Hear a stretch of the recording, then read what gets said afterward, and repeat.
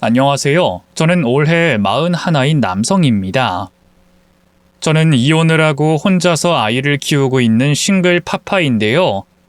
혼자 일을 하면서 동시에 아이를 키우는 건 남자든 여자든 많이 힘든 일 같습니다.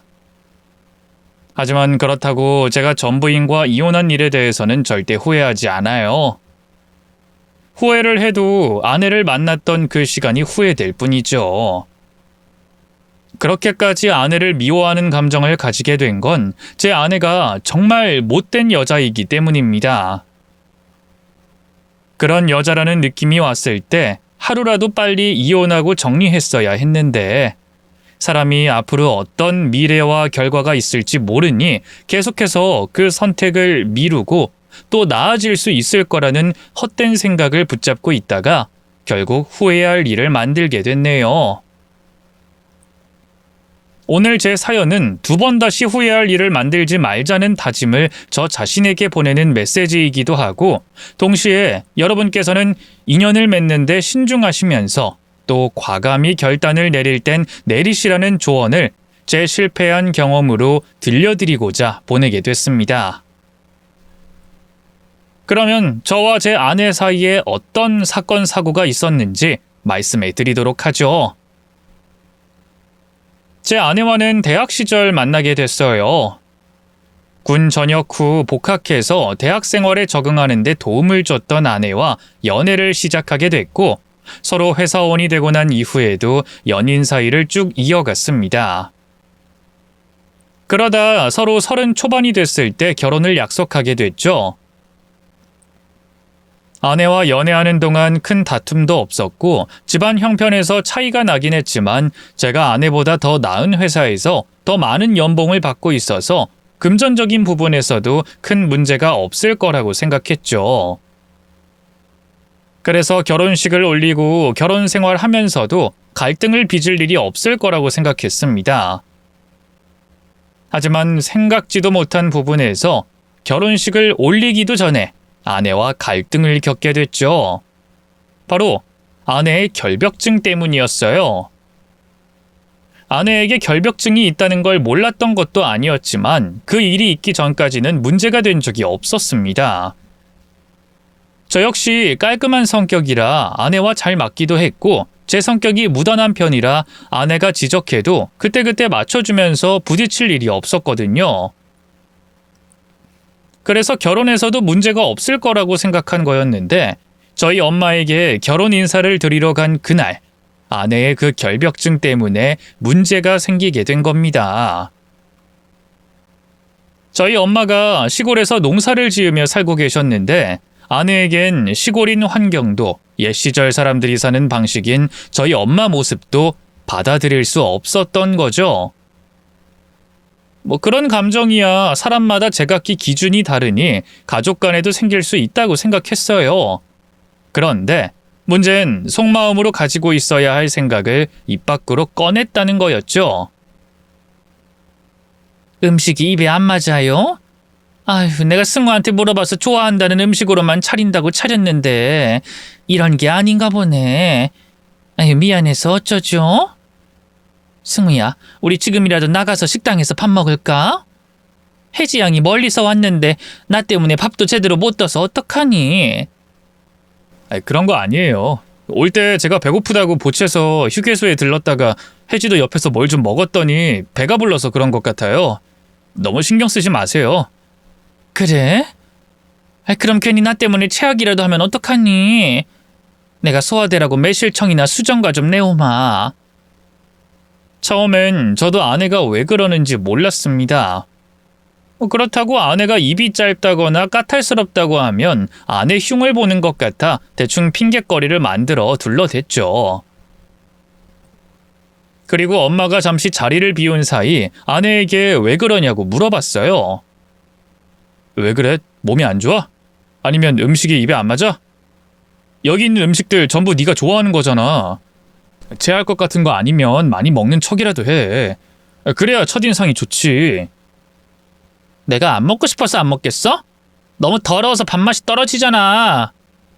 아무리 시골이라고 하지만 집이 이게 뭐야? 아까 화장실 간다고 주방 쪽 갔는데 거기도 좀 더러운 것 같고. 뭐? 더러워? 아니, 시골집이 다 거기서 거기인 거지 뭐가 그렇게 더럽다고 그래. 거기다 우리 집 리모델링도 한 번 한 집이야. 또 엄마가 얼마나 깔끔하신 성격인데 뭐 그런 말을 해. 그건 오빠 생각이고. 어쨌든 나 매실청인가 수정과인가 그것도 못 먹겠어. 오빠가 알아서 둘러대. 엄마가 같이 있어 화를 낼 수는 없었지만 어이없는 아내의 발언에 열을 받을 수밖에 없었습니다. 저희 집이 정말 낡아 빠진 시골집에 환경도 더럽다면 저도 아내의 말을 이해해 줬을 거예요. 하지만 절대 그런 환경의 집이 아니었습니다. 여러분들의 이해를 돕기 위해 쉽게 설명해 보자면 흔히들 시골에 있는 마을 회관 있잖아요. 단독주택 모양의 반층 올라와 있는 그런 집이요. 저희 시골집이 그런 집이었어요. 아주 평범한 시골집. 전체적으로 리모델링도 해서 더럽다고 표현할 곳이 없었습니다.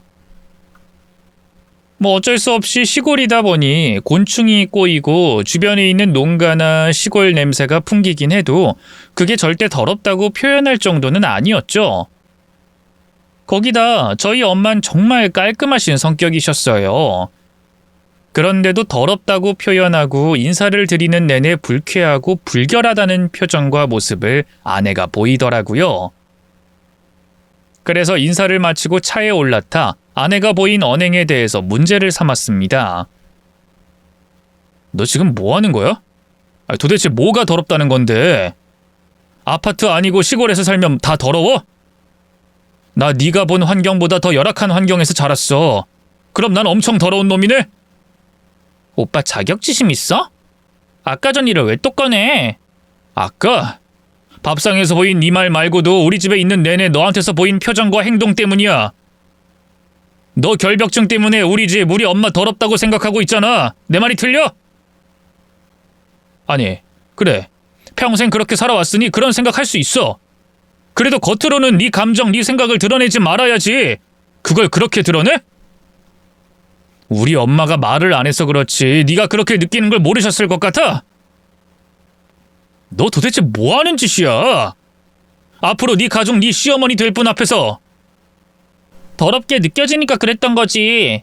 나라고 겉으로 드러내고 싶었을 것 같아? 뭐? 야, 너 지금 네가 무슨 잘못했는지, 얼마나 잘못했는지 모르지? 너... 됐다. 시어머니 처음 뵙는 자리에서부터 이러는데 나중에 얼마나 더 네 감정 드러내겠니? 우리 결혼 없던 얘기로 하자. 연애하면서 서로에게 더 맞는 사람인지 더 확인하기 남은 것 같으니까. 오빠! 엄마를 무시하는 행동에 화가 났던 저는 결혼을 포기하려고 했습니다. 그러자 아내가 잘못했다 빌고 사정을 하면서 사과를 해 없던 일로 하고 계속 결혼을 준비하게 됐죠. 그리고 그날 사건 때문인지 결혼식을 올리고 난 이후에도 비슷한 문제가 발생하진 않았어요. 저는 아내의 결벽증과 관련된 문제는 해결이 됐다고 생각했죠.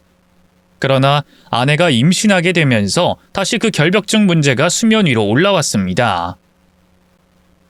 첫 임신과 아이의 건강, 또 아내의 결벽증이 합쳐지며 아내의 히스테릭한 행동은 저도 힘들 만큼 심해졌죠. 하지만 집안에서 벌어지는 행동들은 제가 충분히 감당할 수 있었어요. 이번에도 문제는 아내가 저희 엄마에게 보이는 태도였죠. 제가 장남이었고 엄마에게도 첫 손주다 보니 엄마는 며느리에게 또 손주에게 해주고 싶은 게 많아 보이셨습니다. 그런데 아내는 시골에서 지내시는 엄마가 더럽다면서 별 난리를 다 쳤어요. 어머님 잠깐! 그냥 들어오시면 어떡해요? 시골에서 뭘 붙이고 왔는지도 모르는데 다시 현관으로 들어가세요. 제가 소독제랑 일회용 가운, 슬리퍼 드릴 테니까. 소독제로 손 세정하고 화장실 가셔서 씻으신 다음에 나오세요. 여보, 지금 당신 뭐 하는 거야? 엄마가 뭘 묻혔다고 그래? 아이 승우야, 아니다. 내가 실수한 거야. 원래 임신했을 땐 뭐든 조심하는 게 맞죠?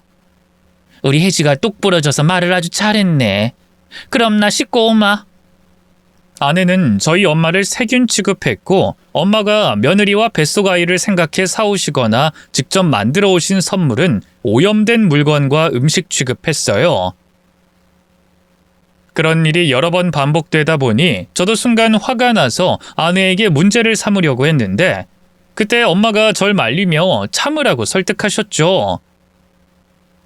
원래 아이를 가지면 예민해지는 법이야. 사람마다 정도가 달라서 그렇지 당연한 일이다. 거기다 첫 아이 가지면 더 예민해지지. 그러니까 네가 참아라. 엄마가 조심하고 덜 찾아오면 되는 일 가지고 부부 사이 나빠지게 왜 그러니? 엄마 괜찮으니까 넌 혜지랑 뱃속에 아이 생각만 해. 알겠지? 저도 결혼 생활이 처음이었고 임신한 아내를 대하는 건 역시 처음이었기 때문에 엄마의 조언을 듣고 그대로 행동했어요. 이후 엄마가 먼저 배려해 주시고 조심해 주시며 임신한 아내와 거리를 뒀고 덕분에 출산 때까지 부딪힐 일이 없었죠. 하지만 아내의 히스테릭한 행동과 태도는 몸조리 이후에도 또 아이가 건강하게 혼자서 활동할 수 있는 나이가 된 뒤에도 계속됐습니다. 그쯤 되니 아내가 정말 너무한 것 같더라고요. 아내도 시어머니께서 얼마나 배려해주고 자기에게 맞춰주는지 알면서도 고마워하긴커녕 여전히 병균 취급을 하고 있으니 제가 참을 수가 없었던 거죠. 얼마나 아내가 난리였느냐면 할머니인 엄마가 손주를 볼 때마다 실험실 검역 단계를 치르듯 아내 말을 따라야 했고 아이가 할머니 집으로 갈 땐 시어머니가 며느리에게 청소 상태를 확인받아야 했습니다. 그리고 아내가 세운 철칙에 엄마가 따라야 했죠. 어머님, 지금 냉장고에 어머님 드시던 반찬 도윤이에게 먹이신 거예요? 제가 말씀드렸죠. 도윤이 밥은 제가 알아서 하겠다고. 제가 서울에서부터 다 챙겨왔는데 왜 그걸 먹이세요? 애탈이라도 나면 어쩌려고요? 내가 먹인 거 이상한 거 아니다. 나물들 몇 개 도윤이가 좋아하는 소고기거리야. 나도 웬만하면 도윤이 밥은 너에게 맡기려고 했는데 너는 집 근처에 없고 연락도 안 되고 도윤이는 배고프다고 하니까 내가 간단하게 밥을 차린 거지. 네가 가져온 음식으로 차리려고 했는데 내가 하려다 괜히 음식만 버릴 것 같아서 그랬어. 반찬들 전부 어제 한 거고 소고기거리도 오늘 아침에 사온 거라서 문제될 거 없어. 그러니 너무 걱정하지 마라. 시골에서 구해봤자 얼마나 깨끗하고 좋은 걸 구한다고. 어머님, 도윤이가 배고프다고 해도 그냥 가져온 과자 먹이면서 놔두세요. 제가 올 때까지 제발 가만히 있으시라고요. 도윤이 관련된 일은 제가 다 알아서 할게요. 옛날에야 사람이 흙도 먹고 좀 더러운 거 먹어서 문제 안 될지도 몰라도 요즘은 그런 세상 아니에요. 그리고 일부러 더러운 거 먹일 이유가 뭐가 있어요? 당신 그만 안 해? 엄마가 당신 말 들어주고 가만히 계시니까 막 놔도 될 것 같아? 그래서 전부터 계속 말을 그따위로 하는 거야? 내가 장인어른 장모님께 가서 당신이 한 말투 태도 똑같이 해볼까? 그래야 당신이 무슨 짓 하는지 알겠어? 시어머니랑 편하게 지내는 건 좋은데 적당히가 있어야지. 며느리로서 예의는 차려야 할 거 아니냐고. 그리고 맨날 더럽다 하는데 뭐가 더러운 건데? 무균실에서 보호받으면서 살면 그게 깨끗한 줄 알아? 당신이 아무리 깔끔 떨어도 당신 몸엔 세균도 있고 박테리아도 있고 당신이 더럽고 불결해하는 것들 가득 있어. 정말 조심할 것만 조심하면 되지 왜 맨날 당신 시어머니를 못 잡아먹어서 안달이야? 됐고 앞으로 당신 결벽증 히스테리 혼자 있을 때만 부려. 엄마 앞에서 한 번만 더 이런 짓거리하고 이런 말 했다간 나도 가만 안 있을 거야. 그리고 지금까지 당신이 우리 엄마한테 잘못한 행동과 실수에 대해서 사과해. 얼른! 사과? 엄마가 자식 보호하는데 잘못한 게 뭐가 있어? 그러니까 내가 도연이랑 시골집에 안 오겠다고 했잖아. 애초에 여기 안 왔으면 이런 일도 없었을 거 아니야. 더러워서 싫다는 사람 데려온 사람이 누군데 이제 와서 내 잘못이라고 난리야? 뭐? 당신 지금 그걸 말이라고 해? 당신이 한 말로 앞으로 어떤 일이 벌어지든 책임질 수 있어? 책임? 뭐 어쩌려고? 뭐 애 앞에서 이혼이라는 말이라도 꺼내게? 왜? 진짜 이혼이라도 할 거야? 아유, 승우야, 혜지야. 전부 내가 잘못해서 그런 거다. 그러니까 싸우지들 말어, 응? 도윤이 듣는 앞에서 이게 뭐 하는 거니? 몇 년간 아내의 행동을 눈앞에서 보면서도 참고 참았던 제가 더는 못 참고 화를 냈어요. 그런데 예전과 달리 아내는 겉으로도 잘못했다는 말도 하지 않더라고요. 오히려 더 되바라지게 나왔습니다. 아이를 인질 삼아서 말이죠. 거기다 엄마마저 일에 끼어들게 되시니 제가 그쯤에서 다툼을 멈출 수밖에 없었어요.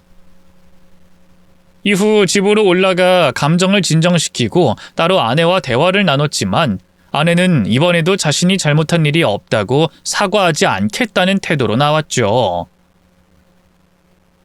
그 일로 저와 아내는 냉전에 돌입하게 됐습니다. 그리고 그 기간이 길어지면서 장인어른과 장모님께서 아시게 됐고 일의 원인인 아내를 설득해 보려고 하셨지만 아내는 끝까지 꼿꼿하게 나왔죠. 그런 아내의 모습을 보며 저는 이혼을 생각할 수밖에 없었습니다. 그렇게 아내와의 결혼을 이어가는데 진지하게 고민하고 있을 때였어요. 건강검진을 받으셨던 엄마가 걱정된다며 불안해하시길래 제가 반차를 쓰고 짬을 내서 병원에 같이 가게 됐습니다. 그리고 그날 엄마가 암 3기라는 검사 결과를 받게 됐어요. 크고 작은 병치레 한번 없으셨던 분이라 엄마가 저희와 함께할 날이 아직 한참 남았다고 항상 생각하고 있었습니다. 그런데 암이라니, 그것도 3기라고 하니 너무 비현실적이라 믿어지지 않더라고요. 당연히 저에게도 큰 충격이었지만 놀란 내색을 할 수는 없었어요. 저보다 엄마가 더 놀라고 불안해하실 거라는 걸 알았기 때문에 최대한 괜찮은 척, 암 치료쯤이야 별거 아니라는 척하며 불안해하는 엄마를 다독여드렸죠. 그리고 반드시 엄마를 낫게 할 생각으로 앞으로의 계획에 대해 아내 그리고 동생과 함께 상의하게 됐죠. 원래 제 계획은 저와 아내 그리고 동생 이렇게 셋이서 엄마를 간병하되 이제 막 회사에 입사해 해야 할 일도 배울 일도 많은 동생에게는 부담을 덜 지우려고 했습니다. 그러면서 간병인을 중간중간 쓰면 충분히 될 거라고 생각했죠. 간병인을 최소한으로 쓰려는 이유는 돈 문제 때문은 아니었어요. 아버지를 여의시고 안 그래도 병마와 싸우는데 불안한 마음이 크실 엄마에게 가족이 최대한 많은 시간 곁에 있어야 덜 불안해하시고 의지도 하시고 항암 치료하시는데 도움이 될 거라 생각했기 때문이었습니다. 그런데 이번에도 그놈의 아내의 결벽증이 또 문제를 야기시켰습니다. 아내가 간병을 못하겠다고 하더라고요. 병원을 왔다 갔다 하면서 몸에 어떤 병균이 붙어 도윤이에게 전달할지 알겠냐면서 말이죠. 당신 또 그 결벽증 타령이야? 병원에서 무슨 병을 가지고 오는데? 병원에서 병균 가지고 나오는 거면 병원에서 근무하는 사람들은 집도 못 들어가? 거기 사람은 방역 처리라도 해야 밖에 다닐 수 있어? 제발 적당히 좀 해! 그리고 억지를 부려도 상황을 봐가면서 부리라고! 지금 우리 엄마가 아프시다니까? 누군가는 옆에서 간병을 해야 한다고! 내가 당신 보고 더 많은 시간을 봐달라는 것도 아니고 나랑 성우가 없는 사이 그 잠깐 봐달라는 건데 그게 힘들어? 내 어머니 간병하는데 그 결벽증을 또 내세워야 하겠냐고? 억지는 무슨 억지? 당신은 코로나 상황 겪고 나서도 그렇게 천하태평한 소리가 나와? 코로나 전에는 메르스가 있었고 메르스 전에는 조류독감, 사스가 있었어. 언제 누가 어디서 병균을 옮길지 모르는데 병균이 득실득실한 병원에 나보고 가라고? 거기서 몇 시간 동안 있다가 도연히 보라고? 내가 다른 대안이 없으면 모르겠는데 간병인 제도가 멀쩡히 있잖아. 돈 좀 쓰면 서로가 더 안전하게 지낼 수 있는데 뭐가 억지를 부린다는 거야? 간병인 있으면 참 우리 엄마가 편하시겠다. 자식 며느리 도움받는 것도 불편해하시고 미안해하시는 분이 아무리 비용 지불하고 쓰는 간병인이라고 하지만 편안해하시겠어? 그리고 당신 말대로라면 나도 엄마 간병하러 가면 안 되는 거 아니야? 병원에서 몇 시간 있으면 온몸에 병균 달고 온다며. 그럼 나도 병균 달고 오는 거잖아. 당신이야 출퇴근해서 도윤이랑 같이 있는 시간도 얼마 없고 당신이 어머님 간병 후에 집으로 오면 내가 방역하듯이 해서 해결하면 되는데 나는 도윤이랑 붙어있는 시간이 많잖아. 그러니까 더더욱 조심해야지. 괜히 도윤이 핑계대지 말고 솔직히 말해라. 우리 엄마 간병하기 싫다고. 당신 머릿속엔 암도 세균처럼 옵는다고 생각하잖아. 그래서 우리 엄마가 더럽고 불결해서 간병하기 싫다는 거 아니야? 나도 이제 지긋지긋하다. 당신 결벽증 때문에 맨날 말도 안 되는 일 가지고 다투는 거 더는 못 참겠다고. 더 못 참으면 어떻게 하겠다는 건데? 뭘 어떻게? 떨어져서 살든가 헤어지는가 해야지. 뭐? 지금 이혼하자는 거야? 그럼 어떡할 건데? 그리고 이혼한다고 해도 지금 당신이랑 입씨름하고 있을 시간 없어. 누가 말도 안 되는 논리로 자기 남편 어머님이 죽어가는데 간병 못한다고 해서 내 동생이랑 대책 세우러 가야 하거든. 시어머니가 암이라고 하는데 이번에도 그놈의 결벽증 내세우는 아내를 보며 그나마 있던 전까지 떨어져 버렸어요. 고민하고 있던 이혼을 결심하게 됐죠. 하지만 우선 당장 내일 모레 병원에 입원하시게 되는 엄마의 간병 문제로 동생과 대화를 나눠야 했습니다. 그리고 동생과 엄마의 간병에 대해서 대책을 세우다 아내와 있었던 이야기를 하게 됐죠. 그때 제 동생이 이혼을 하겠다는 제 마음을 돌려 세웠어요. 형, 마음 충분히 이해되고 그런 결심한 것도 당연하다고 생각되는데 어찌됐든 지금은 그럴 타이밍이 아닌 것 같아. 형이나 도윤이를 위해서가 아니라 엄마 치료받는데 안 좋은 영향을 끼칠 것 같아서. 엄마 이제 항암 치료 받으셔야 하는데 형 이혼 소식 들으시면 마음이 얼마나 안 좋으시겠어. 항암 치료 받으면 의지가 치료 결과의 절반이라고 하던데 괜히 걱정 끼칠 일은 안 만드는 게 좋을 것 같아.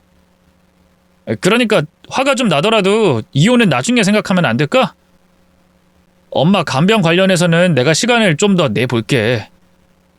우리 회사 탄력 근무도 있고 사정에 따라서 재택근무도 가능한 상황이라 내가 사정만 잘 이야기하면 시간은 더 내볼 수 있을 것 같거든. 형보다 나은 동생이었습니다.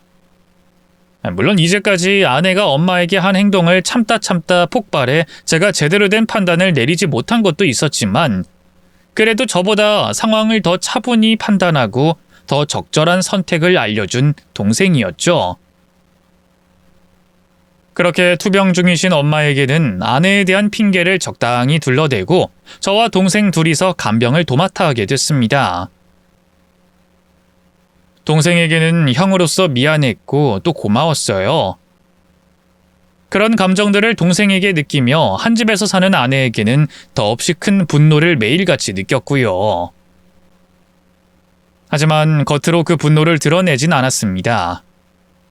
아내에게 적대심을 드러냈다 다툼이라도 나면 또 그 다툼이 커져 투병 중이신 엄마가 아시게 되면 동생의 희생이 무의미해지는 일이었고 엄마의 건강에도 좋지 않을 테니까 말이죠. 그래서 부글거리는 마음을 꾹 누르며 생활했어요. 그러다 동생의 희생도 무의미해지고 끝까지 숨기고 싶었던 아내의 본심도 엄마가 아시게 되는 일이 벌어지고 말았습니다. 아픈 엄마가 손주가 너무 보고 싶은 마음에 아내와 손주가 있는 집으로 찾아갔는데 아내가 엄마와 제 동생을 밖에 세워둔 채 문전박대한 거예요. 그것도 엄마가 암 투병 중이라 아이를 보여줄 수 없다는 막말까지 하면서 말이죠. 그 사건이 일어나던 당시 저는 회사에서 근무하는 중이었고 하필 중요한 회의를 들어가 있던 중이라 어떤 연락도 받을 수가 없었습니다.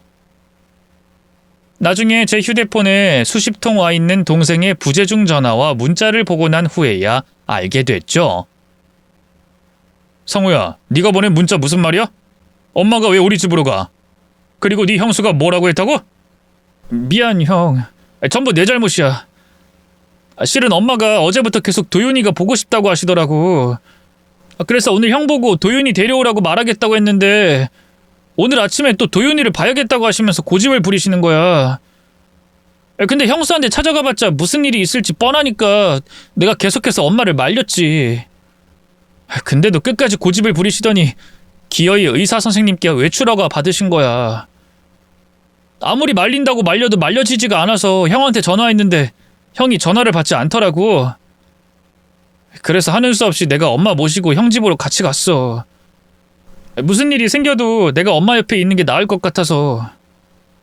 또 나만 온 줄 알면 형수가 문을 열어주지 않을까 싶어서. 근데 형수가 인터폰으로 엄마가 있는 걸 봤나 보더라고.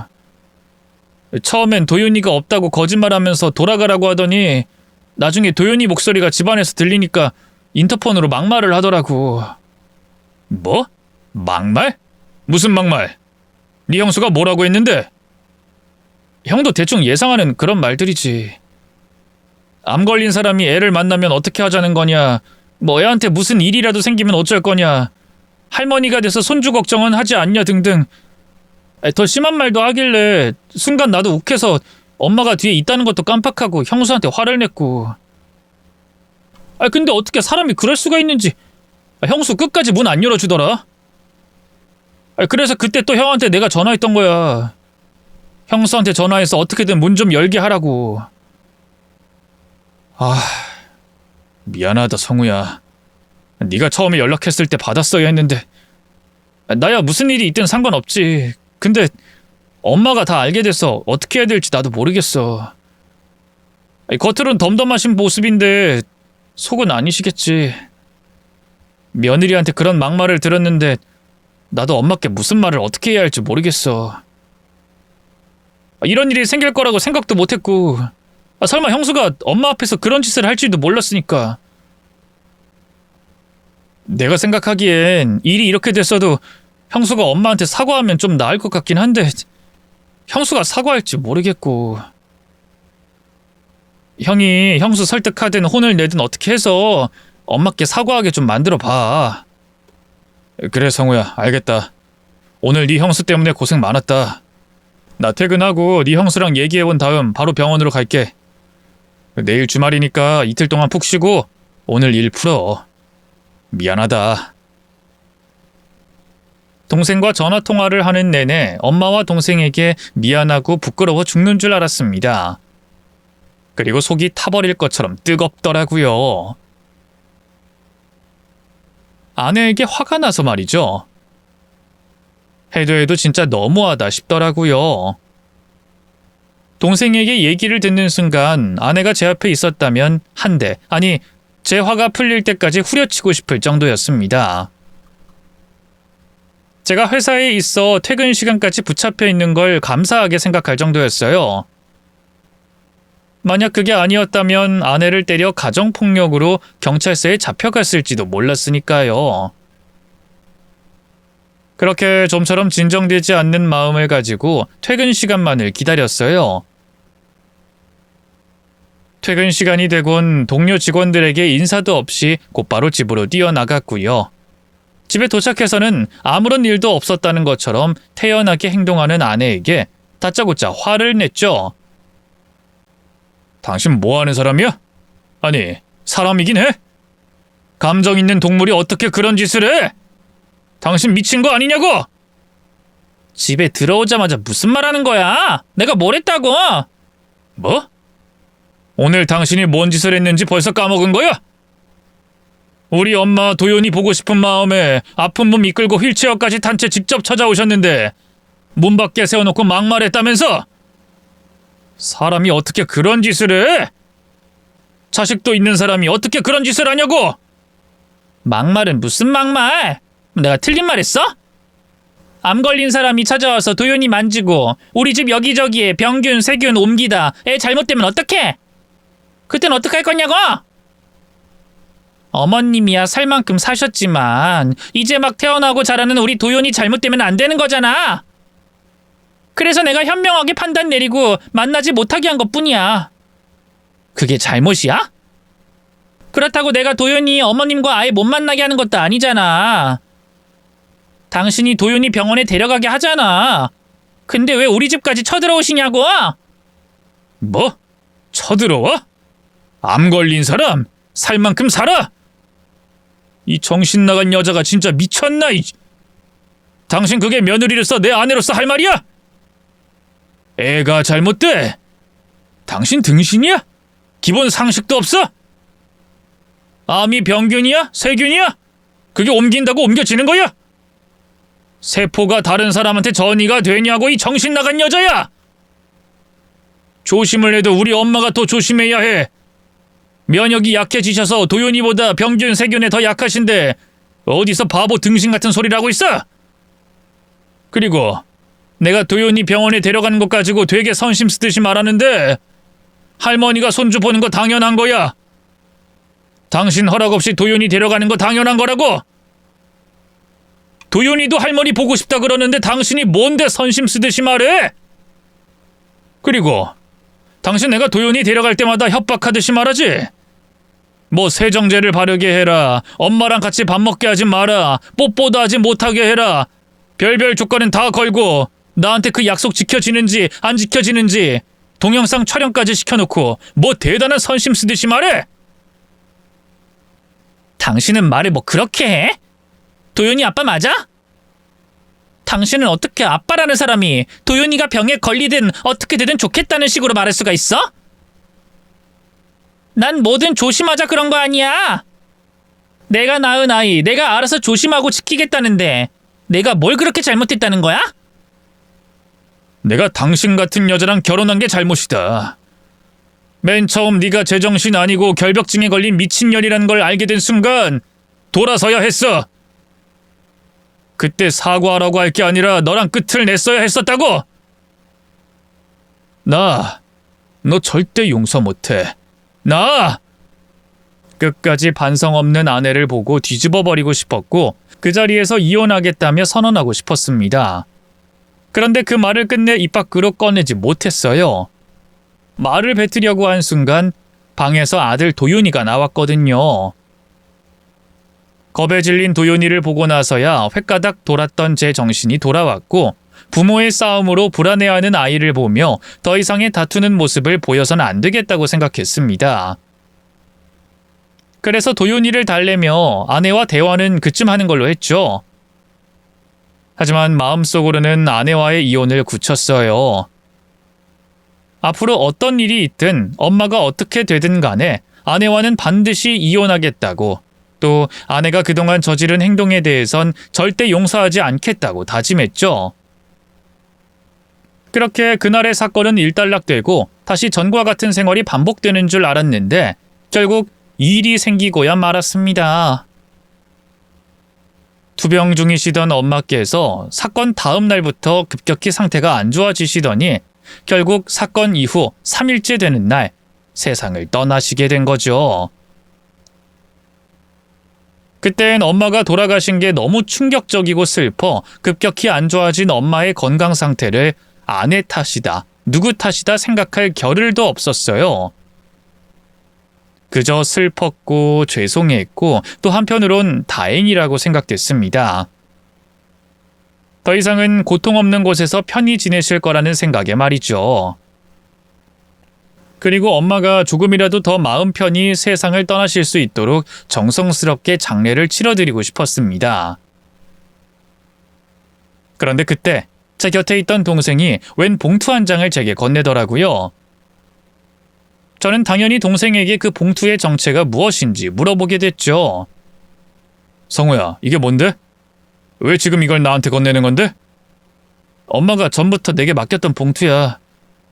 나도 안에 뭐가 있는지 모르는데 엄마가 세상 떠나시게 되면 꼭 장례 치르기 전에 형한테 이거 먼저 전해주라고 하셨어. 엄마가? 장례 치르기 전에? 동생도 안에 뭐가 있는지 모른다는 봉투를 보며 도대체 무슨 일인가 싶었습니다. 자신의 장례를 치르기 전에 제게 전화라고 하셨다니 더욱더 궁금했죠. 저는 그 자리에서 봉투를 열어 안을 확인하게 됐어요. 그곳에는 여러 장의 서류가 있었는데 그건 엄마가 제게 남긴 유서였죠. 봉투 안에는 여러 장의 서류가 있었고 그 서류 중에는 엄마가 저와 동생에게 남기신 유서가 있었습니다. 그리고 저와 동생에게 남긴 내용과 의미가 다른 유서도 있었죠. 바로 아내와 관련된 글이었어요. 그 글을 읽게 된 저는 몸을 사시나무 떨듯 부들부들 떨게 됐죠. 그 떨림의 의미는 주체할 수 없는 분노였습니다. 저는 곁에 있던 아내를 죽일 듯이 노려보며 제가 읽고 있던 그 유서를 건넸어요. 아내는 그런 채 행동을 보며 영문을 모르겠다는 표정을 짓고 있었고요. 뭐야? 왜 그러는데? 나보고 지금 그거 읽어보라고? 왜? 이것도 만지기 싫냐? 우리 엄마가 만지고 적은 거라 이번에도 병균이니 세균이니 연병 떨려고 그래? 근데 너 이번엔 죽기보다 싫어도 이거 네 손으로 만지고 봐야 할걸? 안 보면 너만 불리해질 거거든. 여기에 네가 그 어떤 병균보다 그 어떤 세균보다 더 더럽다는 내용이 적혀 있으니까. 그래도 정 못 만지겠다면 말해. 내가 대신 여기 있는 내용들 다 읽어줄 테니까. 갑작스러운 제 행동에 아내는 당황하고 있었습니다. 그리고 자신도 캥기는 게 있는지 암 걸린 시어머니 물건이라고 하면 곁에도 가지 않던 사람이 제가 건넨 유서를 서둘러 잡곤 읽어내려갔죠. 그리곤 바들바들 떨며 서 있던 자리에서 그대로 풀썩 주저앉아 무릎을 꿇었습니다. 아내의 그런 행동을 보며 유서에 적힌 내용이 진실인지 아닌지 물어볼 필요도 없다고 생각했어요. 더 이상 신중할 필요도 화를 참을 필요도 없었습니다. 저는 아내에게 가진 분노를 쏟아내기 시작했죠. 당신 반응 보니까 더 물을 것도 없겠네. 아니지. 당신이 그렇게도 더럽고 불결하게 생각하던 우리 엄마 유서를 잡은 순간 이미 그 안의 내용이 사실이라는 게 확인된 거야. 그렇지? 애초에 당신이 결백하고 떳떳하다면 절대로 우리 엄마가 쓴 유서를 잡을 일은 없었을 테니까. 야, 이 더러운 년아! 이 세상에서 가장 더러운 짓은 네가 하고선 어디 감히 누구 보고 더럽다고 해? 여보, 그러니까 그게 내가 다른 감정이 있어서 그런 게 아니라. 야, 너 이제 와서 변명한다고 그게 나한테 통할 것 같아? 우리 엄마가 쓴 유서 그대로 확인해 보면 바로 내일, 아니 당장 오늘이라도 확인할 수 있어. 네 년이 딴 놈과 뒹굴고 다녔다는 거 당장 오늘 확인할 수 있다고. 아니다. 지금 당장 확인해 보자. 네 휴대폰에 어떻게든 그 놈과 연락한 흔적이 있겠지. 자, 네가 말한 대로 오해고 다른 감정이 없었다면 네 휴대폰 내놔봐. 어디 확인 좀 해보게 내놔보라고? 네, 그렇습니다. 제가 아내에게 건넨 엄마의 유서에는 아내가 저지른 외도에 관한 내용이 빼곡히 적혀 있었어요. 그리고 제가 숨긴다고 숨겼지만 아내가 엄마를 어떻게 생각하는지 다 알고 계셨다는 내용까지 적혀져 있었죠. 우선 엄마를 향한 아내의 본심은 제가 숨긴다고, 동생이 희생과 배려를 해준다고 숨길 수 있는 건 아니었어요. 처음 아내가 결혼 인사를 드리기 위해 찾아왔을 때부터 보였던 행동과 결혼 이후에서도 묘하게 느껴졌던 기류로 인해 엄만 모든 걸 알고 계셨던 거죠. 사실 그건 저 역시도 어쩔 수 없이 엄마가 아시겠구나 싶었던 일이었기 때문에 놀라운 일은 아니었습니다. 정말 놀라운 일은 아내의 외도를 엄마가 아셨다는 거였죠. 눈에 넣어도 아프지 않을 손주가 태어났지만 며느리가 자신을 불편해하고 싫어한다는 걸 아셨던 엄만 손주가 보고 싶은 마음을 꾹 참으며 지내셨다고 합니다. 하지만 너무나도 보고 싶은 마음에 종종 저 몰래 저희 집 앞까지 찾아오셨다고 해요. 그리곤 혹시나 싶어 며느리에게 전화해 찾아가도 될지 물어본 적도 있으시고 그냥 먼 발치에서 서성인 적도 많으셨다고 유서에 적어 놓으셨죠. 제 아내가 언제 도연이를 데리고 외출할지 모르는 일이니 아침부터 저녁이 될 때까지 밖에서 기다리신 적도 있으셨다고 했어요. 그러다 엄마가 그 광경을 보게 되신 겁니다. 제 아내가 다른 남자와 외도하는 모습을 말이죠. 두 사람의 다정한 스킨십을 보자마자 보통 사이가 아니라고 생각하셨던 엄만 그때부터 아내의 뒤를 밟기 시작하셨고 두 사람의 관계가 불륜 관계라는 걸 확인하셨다고 해요. 그리고 두 사람의 불륜이 출산 전부터 됐다는 것도 알게 되셨다고 했죠. 엄만 이 사실을 그냥 넘길 수 없다고 생각하셨고 제가 아내와 이혼할 수 있게 이 사실을 전하려고 하셨다고 합니다. 그런데 하필 그때 엄마가 암 3기 판정을 받으신 거예요. 제가 엄마의 암 판정 소식을 늦게 알았다면 엄만 자신의 암 투병을 숨기시고 제게 아내의 외도를 알리셨을 거라고 했습니다. 하지만 제가 엄마와 같이 병원에 가게 되고 엄마의 암 판정을 같이 듣게 되며 제게 알리려던 아내의 외도를 숨기셨다고 했죠.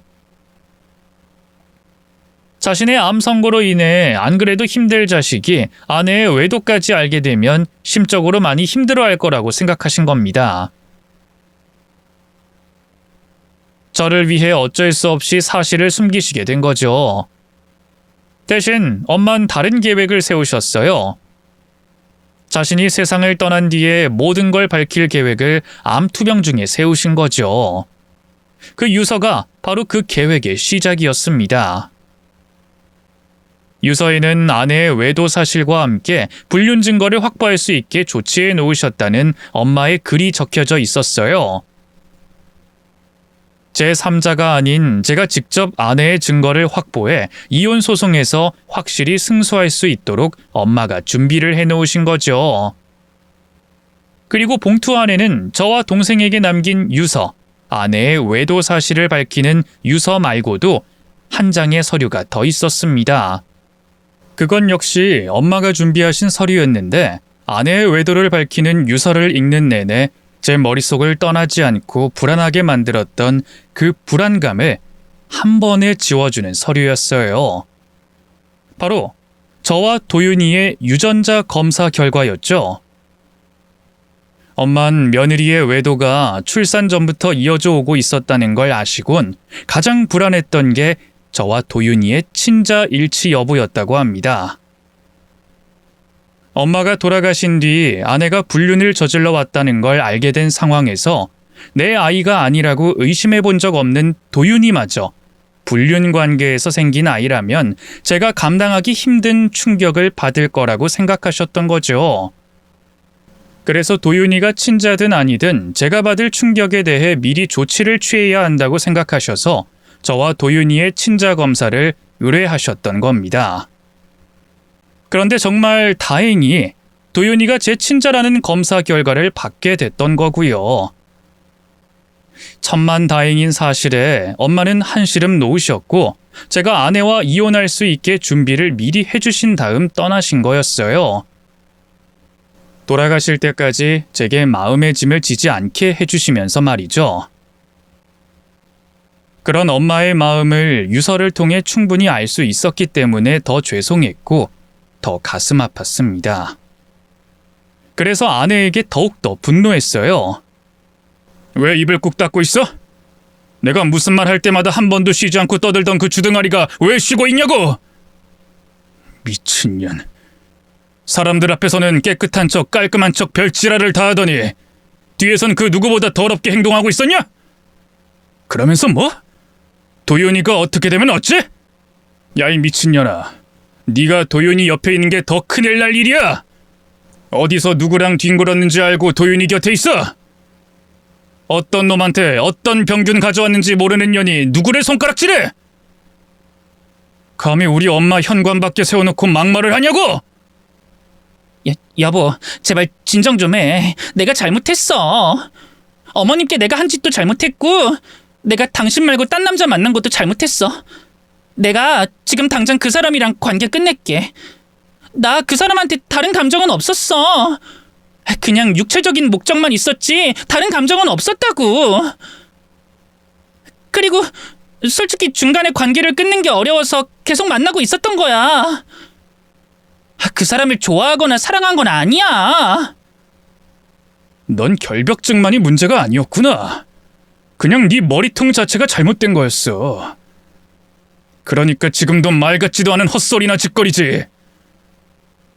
더러운 년. 그 어떤 병균보다 세균 덩어리보다 더럽고 불결한 년. 내가 진짜 도윤이만 아니면 너 오늘 내 손에 죽었어. 죽이진 못하더라도 내 손에 얻어터져 반병신 만들었을 거라고. 내가 널 이 자리에서 손보지 못하는 게 억울하고 원통하다만 도윤이 때문에 참는다. 너 당장 이 자리에서 꺼져. 꺼지고 우리 엄마 장례식에도 도윤이 곁에도 얼씬도 하지 마. 당신과는 우리 엄마 장례식 치르고 곧바로 이혼할 거니까 내 눈앞에 나타날 생각하지 말라고. 알겠어? 여보, 내가 진짜 잘못했다니까? 내가 이렇게 무릎 꿇고 빌게. 내가 진짜 잘못했어. 내가 진짜 당신에게 잘하고 돌아가신 어머님께 죄인이 된 마음으로 살아갈게. 그러니까 제발 용서해줘. 너답지 않게 왜 이러냐? 아, 네가 바람 피웠다는 사실이 네 사람들한테 알려질까 봐 이러는 거야? 너도 네가 평소에 어떻게 말하고 행동했는지 알아서? 그래서 전에는 죽어도 빌지 않던 용서를 내 앞에서 비는 거야? 인연 진짜 쓰레기였네. 진짜 악성 중에 악성인 병균 덩어리였다고. 아, 그래. 때마침 여기에 너에게 딱 필요한 물건이 있네. 자, 이 소독제나 뒤집어 쓰고 뒤지든지 깨끗하게 갱생되든지 해라. 이 인간 쓰레기 같은 년아. 저는 제 눈앞에 보이던 에탄올 손소독제 여러 통을 열어 무릎을 꿇고 있던 아내 머리 위로 쏟아부었습니다. 아내는 에탄올 범벅이 됐는데도 불구하고 찍소리도 하지 않은 채 제게 용서를 빌었죠. 하지만 그런다고 제 결심에 어떤 변화가 있을 순 없었습니다. 엄마가 남긴 유서를 보기 전에도 아내가 한 행동을 보며 이미 이혼 결심을 굳혔는데 외도 사실까지 알게 됐으니까요. 저는 에탄올 범벅이 되어 무릎을 꿇고 있는 아내를 내버려 둔 채 엄마의 장례식을 준비하기 위해 그곳을 떠났죠. 이후 아내는 제 심기를 건드리지 않으려고 했는지 엄마의 장례식에는 얼굴을 비추지 않았습니다. 장례를 마친 뒤 제게 연락을 해오긴 했지만 저는 다른 대답 없이 곧바로 이혼 소송 준비를 했어요. 엄마가 제게 남겨주신 증거를 확보해 가면서 말이죠. 그렇게 이혼 소송까지는 문제없이 진행을 했는데 도윤이 양육권에 대해서 문제가 생기게 됐습니다.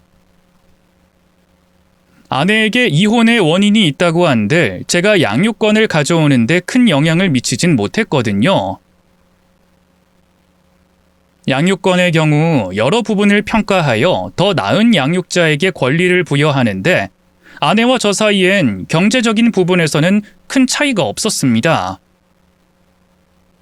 그럴 땐 아빠보단 아이를 10달 동안 품고 낳은 엄마에게 더 유리하게 판단이 됐고요. 한마디로 제가 도윤이 양육권과 친권을 가져오는데 불리한 입장이었죠. 거기다 아내도 제가 끝내 이혼 소송을 진행하자 2판 4판이라는 듯 어떻게든 아이를 빼앗기지 않으려고 했고요.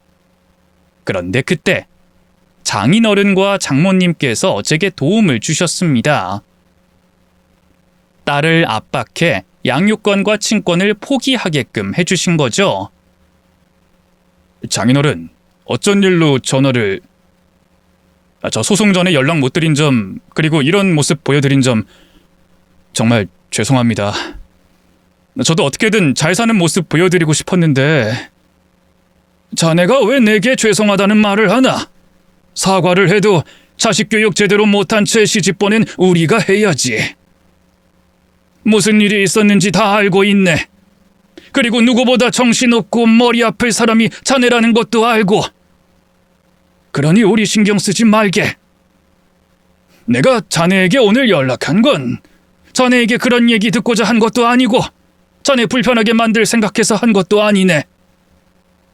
혜지 걔 잘못인 걸 나도 아는데 내가 입이 10개라고 해도 할 말이 있겠나? 그저 내 딸이 잘못을 저지르고 벌을 받아야 하는 상황에서도 정신을 못 차린 것 같아서, 그래서 자네를 힘들게 하는 것 같아 그 걱정 덜어주고자 연락한 것뿐이야. 도윤이 양육권과 친권 관련해서 혜지 걔가 포기할 걸세. 내가 우리 집사람이랑 얘기를 해서 혜지에게 도윤이 양육권과 친권 포기하게끔 만들었어. 그러니 도윤이 일 관련으론 걱정하지 말게. 장인어른, 놀랄 것도 고마워할 것도 없어. 이렇게 되는 게 당연한 일이야. 혜지 걔가 자네에게나 돌아가신 사돈께나 얼마나 못된 짓, 용서받지 못할 짓을 했나? 그러면 반성을 해야 하는데 그마저도 하지 않고 도윤이를 볼모로 삼고 있었으니 그게 잘못된 거고, 우리가 이제서야 옳은 방향을 튼 것뿐이지. 내 그동안 항상 자네에게 미안하고 고마웠네. 우리 딸 때문에 고생이 참 많았으니 내가 정말 미안하네.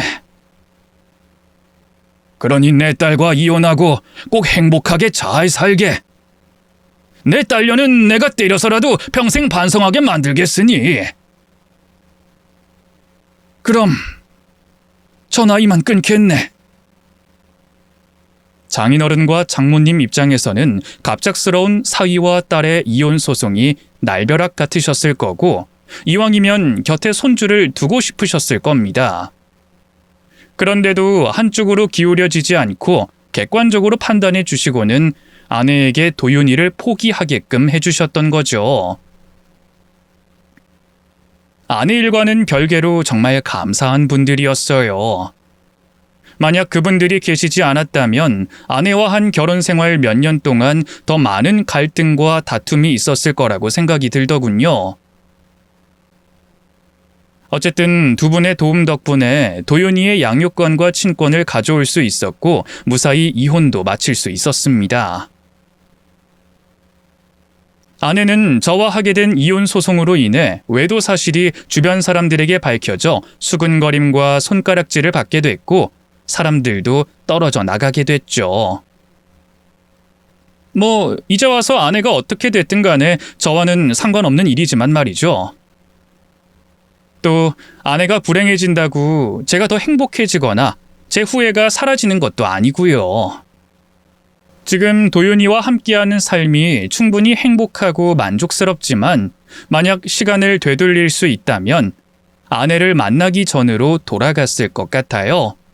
그랬다면 엄마가 아직 저희 형제 곁에 계실 수도 있고, 저 역시도 지금처럼 후회되는 과거를 남기지 않았을 테니 말이죠.